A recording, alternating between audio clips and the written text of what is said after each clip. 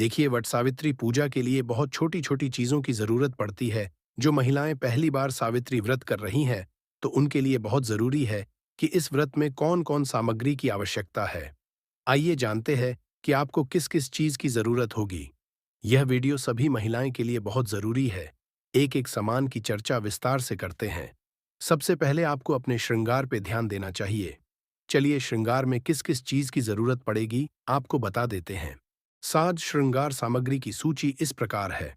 वट सावित्री पूजा के लिए महिलाएं 16 श्रृंगार करके तैयार होती हैं। इसके लिए अगर आप शॉपिंग अभी तक नहीं कर पाई हैं, तो आप कुछ सामानों की खरीदारी करके भी खूबसूरत तरीके से तैयार हो सकती हैं। इसके लिए आप नई साड़ी, चूड़ियां, सिंदूर, बिंदी, महावर आलता, मेहंदी, गजरा फूल, मांग टीका, नथ, झुमके, हार, अंगूठी, पायल और बिछिया, काजल, लिपस्टिक, नेल पेंट आदि खरीद सकती हैं। वट पूजा के लिए सामग्री, यह वह सामग्री है जिसकी आपको वट वृक्ष की पूजा के लिए आवश्यकता होगी। पहला, कच्चा सूत या लाल मौली, रोली कुमकुम, चावल, अक्षत, मौसमी फूल, मिठाई, भीगे हुए चने, सिंदूर और बिंदी, पान के पत्ते, सुपारी, पूजा की थाली, दक्षिणा के सामान, छोटा पंखा, धूप दीप, घी, आम, केला, लीची या कोई भी मौसमी फल। सबसे जरूरी है कि आप अगर अपने पति की लंबी आयु के लिए व्रत कर रहे हैं, तो आपको अपने पति के साइज का संपूर्ण वस्त्र खरीदना होगा और पीपल के पेड़ पर चढ़ा होगा। उसके बाद, पूजा संपन्न होने के बाद, आप अपने पति को पहना दीजिए। अगर आप संतान प्राप्ति की कामना से व्रत कर रहे हैं, तो आपको अपने संतान के लिए वस्त्र लेना होगा और पीपल के पेड़ पे चढ़ा देना होगा। ये सबसे जरूरी है। आपकी कामना अवश्य पूर्ण होगा। ये सब सामान आपको अभी से खरीद लेनी चाहिए। वट वृक्ष का पूजन और सावित्री सत्यवान की कथा का स्मरण करने के विधान के कारण ही यह व्रत वट सावित्री के नाम से प्रसिद्ध हुआ। सावित्री भारतीय संस्कृति में ऐतिहासिक चरित्र माना जाता है। सावित्री का अर्थ वेद माता गायत्री और सरस्वती भी होता है। सावित्री का जन्म भी विशिष्ट परिस्थितियों में हुआ था। कहते हैं कि भद्र देश के राजा अश्वपति के कोई संतान न थी। उन्होंने संतान की प्राप्ति के लिए मंत्रोच्चारण के साथ प्रतिदिन 1 लाख आहुतियां दी। 18 वर्षों तक यह क्रम जारी रहा। इसके बाद सावित्री देवी ने प्रकट होकर वर दिया कि राजन, तुझे एक तेजस्वी कन्या पैदा होगी। सावित्री देवी की कृपा से जन्म लेने की वजह से कन्या का नाम सावित्री रखा गया। 18 वर्षों तक कन्या बड़ी होकर बेहद रूपवान थी। योग्य वर न मिलने की वजह से सावित्री के पिता दुखी थे। उन्होंने कन्या को स्वयंवर तलाशने भेजा। सावित्री तपोवन में भटकने लगी। वहां साल्व देश के राजा द्युमत्सेन रहते थे, क्योंकि उनका राज्य किसी ने छीन लिया था।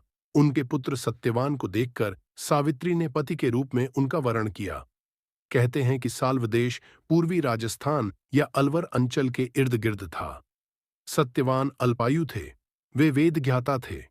नारद मुनि ने सावित्री से मिलकर सत्यवान से विवाह न करने की सलाह दी थी, परंतु सावित्री ने सत्यवान से ही विवाह रचाया।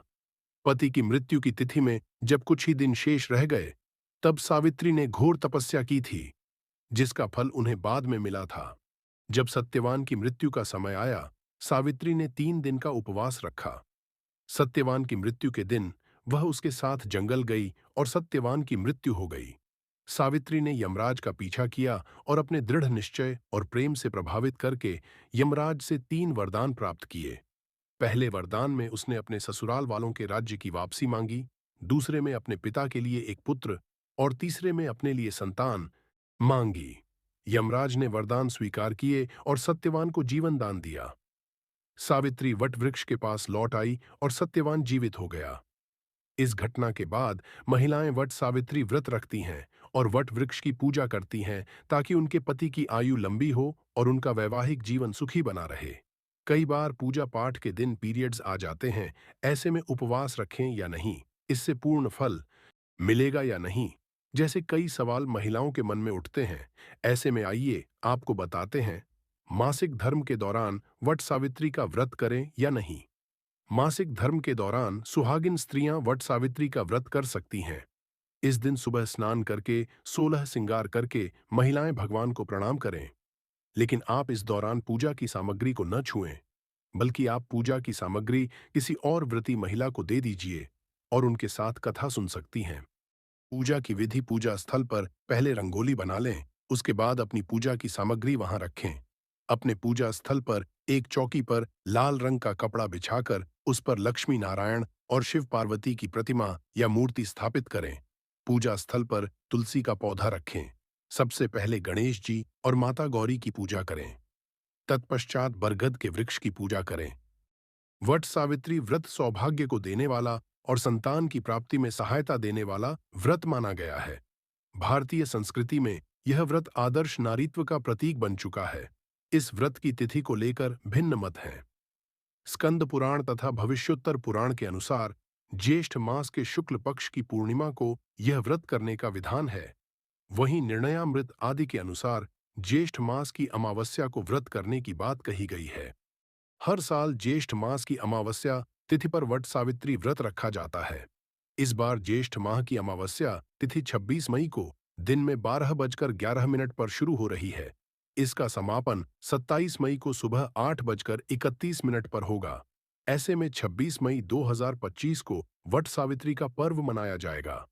इस दिन सुहागिन महिलाएं पति की लंबी उम्र, अच्छी सेहत और रिश्तों में मजबूती के लिए उपवास रखती हैं।